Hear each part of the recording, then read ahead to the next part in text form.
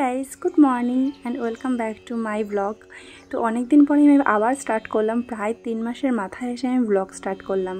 মানে কি বলতো, টাইম হয়ে ওঠে না, কিংবা টাইম পেলেও না মানে যে সুযোগটা আমি পাই না যে করবো আমি ব্লগ।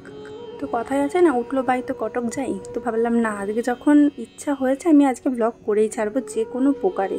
আর তারপরেও না আমার যে স্ট্যান্ডটা রয়েছে স্ট্যান্ডটা না পুরোটাই ভেঙে গেছে, বুঝতে পারছি না কীভাবে ভাঙলো।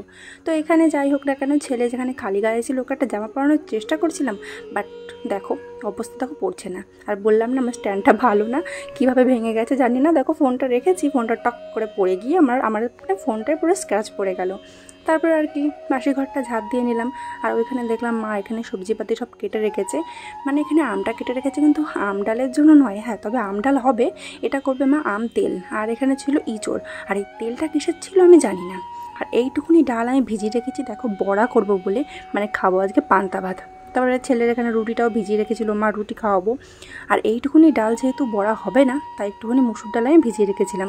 আর মুসুর ডাল একটুখানি তাড়াতাড়ি মানে ভিজে যায়, আর মটর ডালটা আমি রাত্রেবেলায় ভিজিয়ে রেখেছিলাম।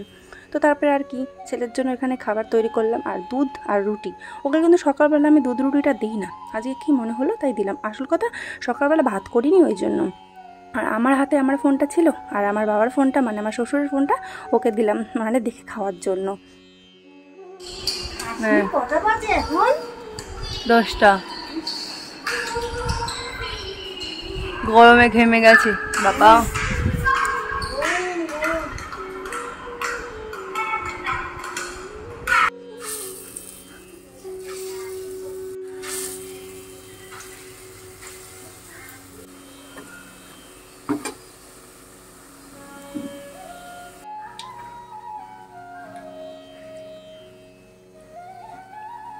অনেকে পান্তা ভাতে না পেঁয়াজটা কমন নেবেই, বাট আমি না কাঁচা পেঁয়াজটা না খেতে পারি না, তাই একটু কাঁচা তেল নিই, কোনো সময় লঙ্কাটা নিই। আর ঝালটাও খুব একটা খেতে পারি না বলে লঙ্কাটাও নিইনি, শুধু বড়া কাঁচা তেল দিই না নুন দিয়ে ভাত খাওয়া হয়ে গেছে।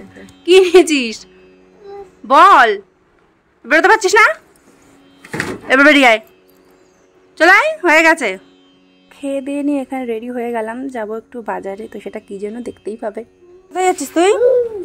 চলো চলো, দরজা খোলো, খুলে দাও, জোরে হচ্ছে না। বাইরে এত রোদ কি বলবো, মানে যাওয়ার আমার একটু ইচ্ছে ছিল না, বাট কিছু করার নেই, যেতে আমাকে হবেই। আর বাজারেও না ঠিক গেটে গেছিলাম, কারণ আমার ছেলের না একটু টাক করাবো। আর প্রথম যখন ওর আতরের চুল কাটানো হয় তখন না ওকে ট্রিমারের সাহায্যে কাটানো হয়েছিল, বাট ওর বাবার না মোটে ইচ্ছে ছিল না ট্রিমার দিয়ে কাটানো, তাই দোকানে নিয়ে গিয়েই যে খুর হয় সেই খুর দিয়ে ওকে করা হয়েছিল। দেখো ওর মাথায় কিন্তু চুল এখনও ওঠেনি খুব একটা, তবু অল্প থাকতে থাকতে ওকে কাটিয়ে দেওয়া হচ্ছিলো। আর আমার ছেলে সত্যি এত শান্তভাবে বসেছিল না, আমি ভাবতেই পারি না এত শান্ত হয়ে বসে থাকবে। আসার পথে একটু টক দই আর একটু সুগার ফ্রি যে সন্দেশ হয় সেটা ছেলের জন্য কিনে নিয়ে এসেছিলাম। আর বাড়ি এসেই ছেলে ব্যাট বল আগে পেয়ে গেছে, পেয়ে গিয়ে ও আগে খেলা শুরু করে দিয়েছে। আর ননদের কাছ থেকে আমটা না আমি বাগিয়ে নিয়েছি। আর ওদিকে শাশুড়ি করছে ঝাঁটার শলা হয় না, ঝাঁটার শলাগুলো ওকে বিক্রি করছিল, তো বেশ ভালোই। তারপরে এদিকে আমি ছেলেকে স্নান করিয়ে দিলাম, আর একে স্নান করিয়ে এসে কাঁদছে, কারণ জল থেকে কেন আমি ওকে উঠিয়ে এনেছি। তো তারপরে দিন আমি রান্নাবান্না করে নিয়ে এখানে ঘর মুছতে চলে এসেছি। ঘর মুছছি প্রায় আমি 3:45 নাগাদ আমি ঘর মুছছি, মানে আমার তখনও কিন্তু স্নান হয়নি। জানি না কেন এই কয়দিন আমার বড্ড দেরি হয়ে যাচ্ছে, এক তো রাতে ঘুম হচ্ছে না, আর দিনের বেলা ছেলে আমাকে জ্বালাচ্ছে। আমার প্রায় 1 সপ্তাহ বেশি হয়ে গেছে আমি রাত্রিবেলা করে ঘুমোচ্ছি না, মানে জেগেই কাটাচ্ছি, ছেলে ঘুমোচ্ছে না।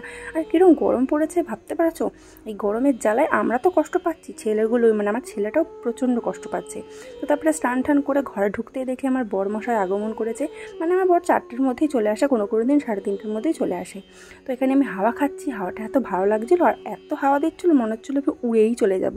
তো তারপরে হট করে মনে পড়ল যে দইয়ের যে ঘোল আমি করেছিলাম সেটা তো দেওয়া হয়নি, তো ওকে দইয়ের ঘোলটা দিয়ে দিলাম, মানে এক কথা যাকে বলে লস্যি।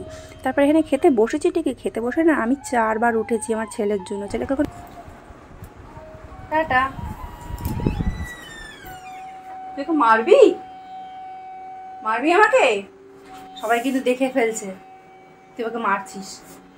দেখো এই বয়সেই এই করছিস, হ্যাঁ বড় হলে কি করবি আমাকে? হ্যাঁ, নিয়ে নিয়েছি একটা ব্যাগের মধ্যে কিছুই না, শুধু একটা রুমাল, আমার ছেলের বোতল ছিল, আর জাস্ট কিছু ছিল না। মানে কিছু করার নেই, নিতেই আমাকে হবেই যেহেতু বাচ্চা ছেলে। তো তারপরে এখানে বেরিয়ে গেলাম আমার বাবা আমি।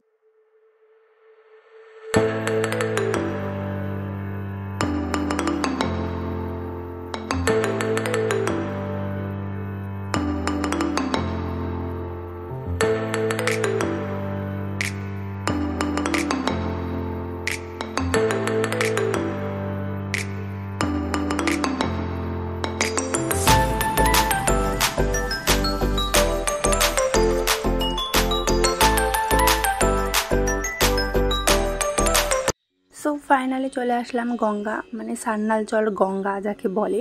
তো এখানে এসে দেখি না অনেকটা জল দেখলাম বেড়ে গেছিলো, মানে ঘাটের এগুলো ভেঙে চুরে গেছিলো দেখলাম। আর আগের দিন এসেছিলাম তখন না এমন ছিল না, তো আজ দেখলাম এমন। একটা গলদা চিংড়ি জানো ওইখানটায় ছিল, বিক্রি করছিল, কি বড়, পুরো মনে হচ্ছে। এইগুলোকে ঠিক কী বলে আমি না ঠিক জানি না, লঞ্চ বলে না নৌকা বলে আমি না ঠিক জানি না। তবে ওঠার খুব ইচ্ছে ছিল, বাট কোনো কারণে না উঠলাম না আমরা কেউই। আর তারপরে দেখো ওখানে ঘাটটাও ভেঙে গেছিলো, তো ভাবলাম যে তখন পরে যখন আসবো তখন আবার উঠবো, এখন আর ওটা হলো না।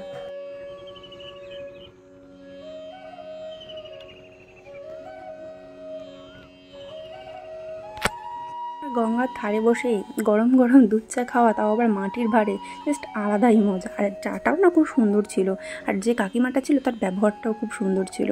তো বাড়ি আসার পথে এখানে কিছুটা মাছ কিনে নিয়ে এসেছিলাম, বেলে মাছ ছিল, ভোলা মাছ ছিল, আর জানি না কিসব মাছ ছিল, কিরম জানি চীনা জোকের মতো মাছগুলো ছিল। তো যাই হোক আজকে ব্লগটা এখানেই শেষ করলাম। ভালো লাগলে অবশ্যই সাবস্ক্রাইব করে লাইক করো। Tata, good night.